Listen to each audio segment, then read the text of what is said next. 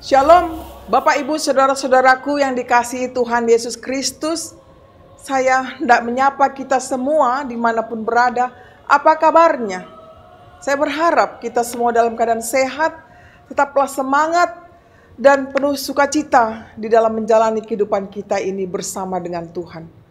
Baiklah, saya mengundang kita semua untuk siap mendengarkan firman Tuhan dan lebih dahulu kita berdoa. Mari kita berdoa. Kasih karunia dan damai sejahtera dari Tuhan Allah Bapa kita dan dari anaknya Tuhan Yesus Kristus menyertai saudara semuanya. Amin.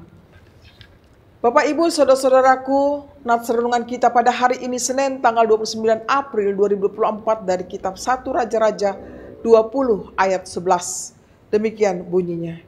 Tetapi Raja Israel menjawab, katanya, katakanlah, orang yang baru menyandangkan pedang janganlah memegahkan diri seperti orang yang sudah menanggalkannya.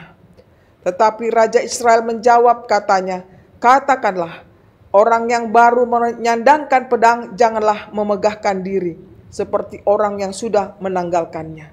Demikian bunyinya. Judul renungan ini adalah Rahasia Penyelamatan Allah. Bapak Ibu saudara-saudaraku, di dalam situasi perikop ini terjadilah suatu ancaman yang sangat serius sekali dan bahaya besar bagi bangsa Israel. Pada masa Raja Ahab menjadi raja pada waktu itu. Pada saat itu bangsa Israel memang benar-benar dalam keadaan terancam. Kita mengetahui bahwa Raja Ahab juga merupakan raja yang lalim, sombong, yang tidak mau taat kepada Allah. Tetapi kepada bangsa Israel dan Raja Ahab yang tidak taat itu, Allah mau melakukan penyelamatan dan pembebasan dari bahaya tersebut.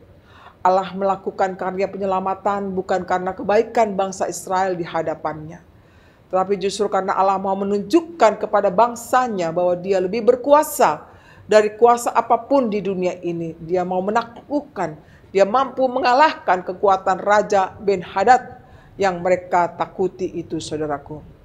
Allah mengharapkan adanya pertobatan bangsa Israel sebagai buah karya penyelamatannya, sehingga mereka akan kembali berbalik kepada Allah. Mereka semakin mengenal Allah, bahwa Allah mereka adalah Allah yang sangat mengasihi mereka. Dalam kehidupan kita pun bisa terjadi begitu. Mungkin kita pernah melihat dan mengalami bahwa ternyata ada orang jahat yang terlepas dari mara bahaya. Ini atas izin Tuhan untuk keselamatannya. Sehingga timbul pertanyaan, saudaraku, mengapa orang jahat bisa selamat? Mengapa orang yang tidak taat hidupnya berlimpah berkat? Mengapa? Itu satu pertanyaan yang perlu kita renungkan kembali, bahwa firman ini menjawab kita. Allah sungguh berkuasa atas semua ciptaan. Manusia tidak bisa mengatur Allah, tetapi Allah lah yang berkuasa atas semua ciptaan. Dan kuasanya tersebut mutlak, yang tidak bisa dipengaruhi oleh manusia siapapun orangnya. Allah bertindak atas kehendaknya. Namun dalam segala tindakannya Allah menantikan akan pertobatan bagi orang yang jahat, yang telah diselamatkannya itu. Di samping itu, saudaraku, Allah ingin supaya setiap orang hanya takut kepadanya, bukan kepada kuasa dari dunia ini. Oleh karena itu, marilah saudaraku, kita semua tunduk kepadanya, taat kepadanya, merendahkan hati kepadanya. Tidak ada yang perlu disombongkan bila ada pun jabatan, kuasa, materi apapun yang ada pada kita, tapi itu semua berasal dari Tuhan datangnya. Oleh karena itu, mari semuanya tetap bergantung dan mengandalkan hanya kasih karunia Tuhanlah. Maka kita ada hingga saat ini. Dia penuh setia kepada kita. Oleh karenanya, patut kita juga bersyukur atas hidup ini, karena Tuhan yang memberikan kesempatan buat kita. Kita ada hingga saat ini. Amin. Mari kita berdoa. Terima kasih Tuhan buat kebaikan-Mu dalam kehidupan kami, di mana senantiasa firman-Mu berkumandang di tengah-tengah kami, untuk kami hidup sesuai dengan kehendak-Mu. Tidak menyombongkan diri bila ada pada kami. Semua itu adalah anugerah-Mu. Sehingga kami hendaknya bersyukur kepadamu Tuhan. Oleh karena itu kami bersyukur Tuhan, untuk hari ini Kau masih berikan kesempatan bagi kami hidup. Memberikan firman-Mu kepada kami. Biarlah itu memperoleh kekuatan baru kami untuk menjalani kehidupan kami selanjutnya. Tuhan, kami sadar kami orang yang lemah, tidak berdaya, dan terbatas.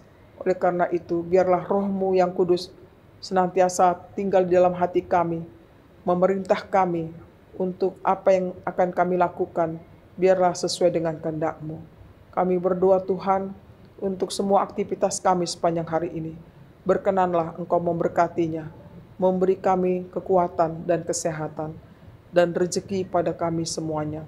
Bapa di surga, biarlah keluarga demi keluarga, khusus orang Kristen, tetap utuh dan setia padamu, dan memuliakan nama-Mu Tuhan, dalam segenap kehidupan mereka masing-masing.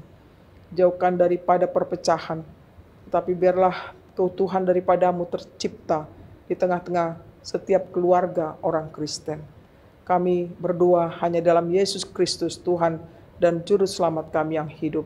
Amin. Terimalah berkat Tuhan, kasih karunia dari Tuhan kita Yesus Kristus dan kasih Allah Bapa serta persekutuan Roh Kudus menyertai saudara semuanya. Amin. Demikianlah renungan yang bisa kami sampaikan. Kami sangat berharap itu dapat berguna bagi kita.